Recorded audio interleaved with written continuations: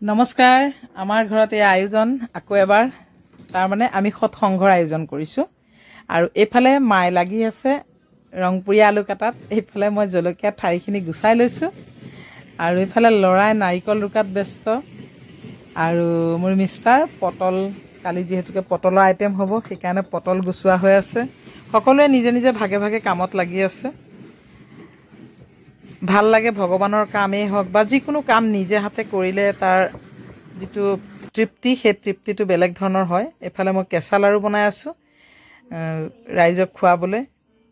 যিসকল অতিথি আহিব তেখেতসকলক খোৱাবলৈ কেঁচা লাৰু ব্যৱস্থা ৰাখিছো প্ৰসাদৰ লগত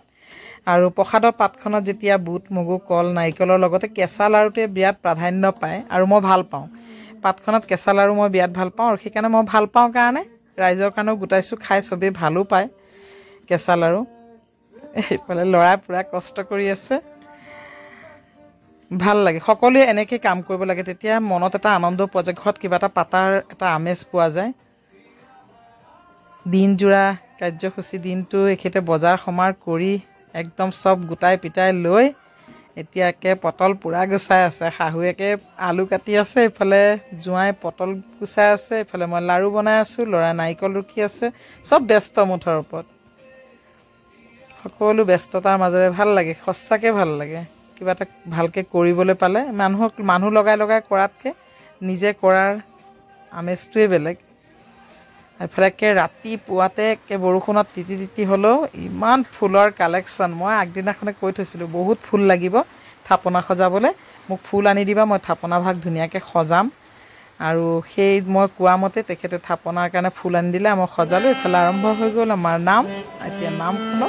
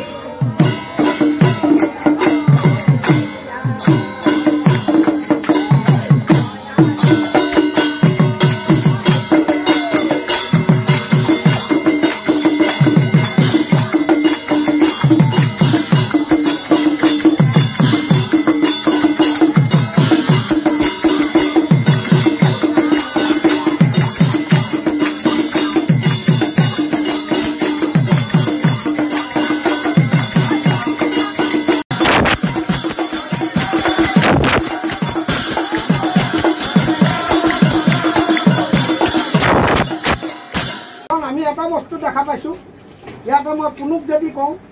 মোৰ দেউতাৰ বিষয়ে তেওঁক এখন কিবা লিখিবলৈ কোনোৱে লিখিব পাৰিবনে মই লিখিব পাৰিম যদি মোৰ দেউতাৰ বিষয়ে কোনোক লিখিবলৈ কওঁ সেইটো কিন্তু মই বেছিকৈ লিখিব পাৰিম কাৰণ মোৰ দেউতাক মই নিজে পাইছোঁ কোনোৱে কথাখিনি শুনিহে মোৰ দেউতাক চিনি পায় সেইকাৰণে বিশ্বব্ৰহ্মাণ্ডত আমি তেওঁক পৰম পিতা হিচাপে মানো এই পৰম পিতা হিচাপে যদি তেওঁক আমি সকলোৱে মানো তেতিয়াহ'লে তেওঁৰ বিষয়ে আমি কিয় ক'ব নোৱাৰিম সকলোৱে ক'ব পাৰিম তেওঁৰ বিষয়ে আমি সকলোৱে জানিব পাৰিম কিন্তু তেওঁক জনাৰ প্ৰথম ৰাস্তাটোৱে হৈছে আমাৰ সকলোৰে মাজত